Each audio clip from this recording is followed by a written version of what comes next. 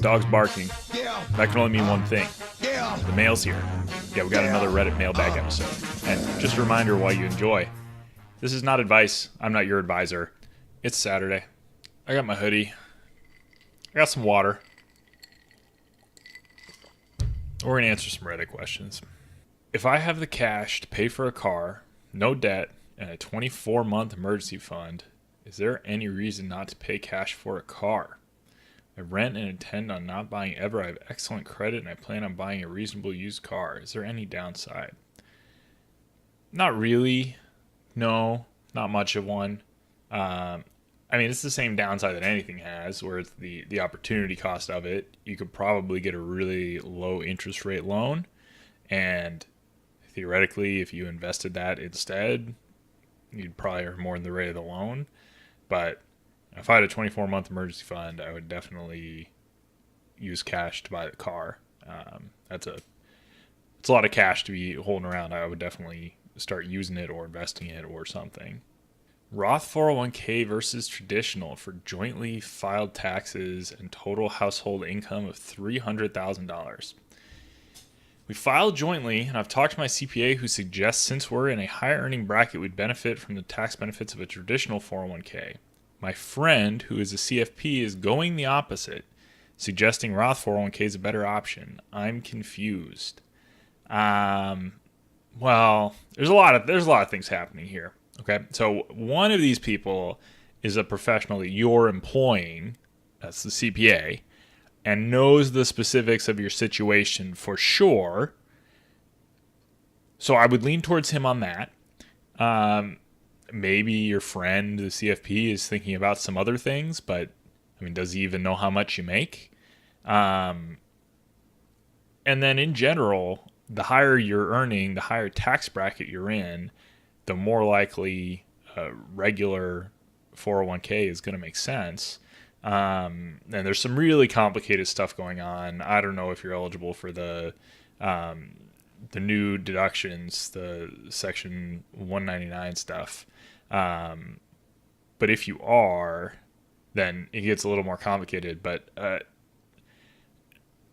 it depends, and I don't see how your friend could have as much information as your CPA. Major student loan anxiety. I know this isn't as much as a lot of people, but I have over $40,000 in student loan debt, and it feels overwhelming. My interest rate is 5.15%, which I think is pretty good. I just hate, and I really mean hate, paying that interest every month.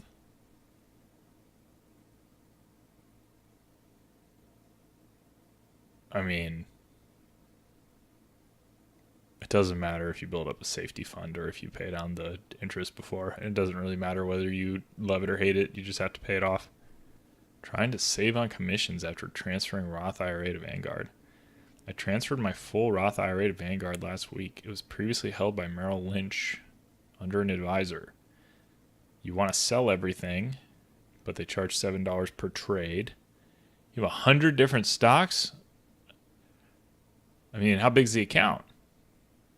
Is there any way I can sell all 100 stocks in one trade? No, that's not how it works.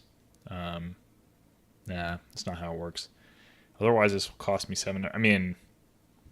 How big is the account is the question. And there's lots of reasons that you could hold 100 different stocks. If these are like $50 positions, then that's obviously terrible. But either the account's big enough that it doesn't really matter, or the account's small enough that it's totally ridiculous that it was in these stocks to begin with. But don't see any way out. Claimed single federal and state status on paycheck while married. How do I fix this? You were claiming single instead of married since January 2017 and been getting less money on your paycheck. You've been married that entire time. Okay, so, and this is a really, really interesting question. So, it has a simple answer, but a lot of people get it confused. When you file your taxes each year, when you file the tax return, they look at how much you owe and how much you paid, and then they figure out the difference, and then you either get it back in the form of a refund or you pay it to them because you owe it to them. So every single year, the next year in April, it would get solved when you filed your tax return. What you need to do going forward is file an updated W-4 and just change it. But otherwise, I mean, there's nothing you need to do. You didn't lose money in 2017. You won't lose money in 2018. No money was lost here.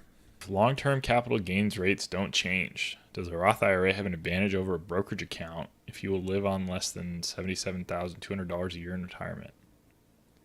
You're talking about the fact that long-term capital gain rates are zero if you're married and your income's under $77,000. Yeah, there are still advantages to the Roth IRA. Like the entire time while you're working, you wouldn't be paying any taxes on the growth. Whereas with the brokerage account, whatever gets paid out in dividends, interest, whatever, whenever there are transactions, those will be taxable. So it would matter. There'd be frictions that you would get to avoid in the Roth IRA from that point of view. And then most people are going to end up over $77,000 of income pretty often, especially if you're married.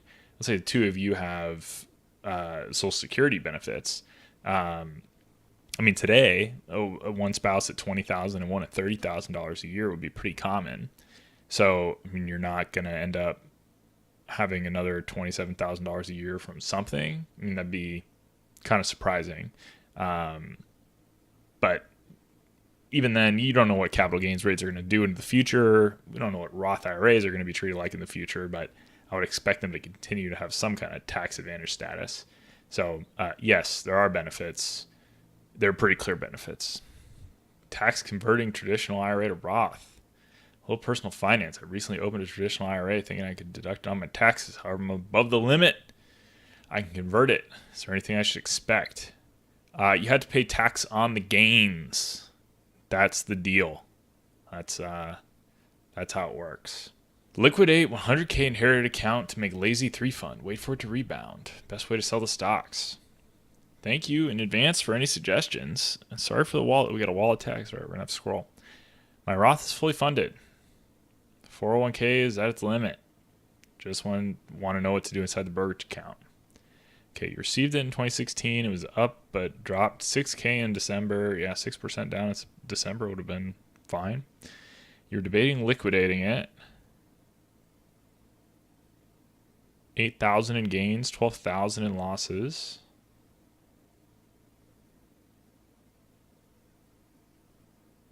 What is the best option to use for selling? Let's see, do we have that? There we go. What is the best option to use for selling? Market, limit, etc. Okay, you're talking about actually what do you need to do to sell it, and then is there anything blatant that you should keep? And I'll just show this portfolio. So we got ETFs, Altria, BP. I mean, these are big companies. These are all S&P 500 type stuff. Yeah, I would just sell it all, and you don't need to do anything fancy with it. These could all be market order. I mean, your $100,000 is not going to move the market on any of these positions. Even if they were all $100,000, they're not going to move the market. So you should just sell them all now and put them wherever you want them long term. You're not going to be able to time it well. You'll probably mess it up. Need help with my terrible investing bias. 53, have a tax-deferred account similar to a 401k. All right, thanks. I know it should be at least twice its current value. Jeez. But fiddling with it constantly has reduced my return a lot. I often let fear scare me out of the market and periodically move a bunch of it to cash.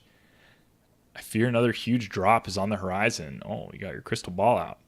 So I'm once again sitting on a huge cash position as the market has recovered. Yeah, that's good. Okay.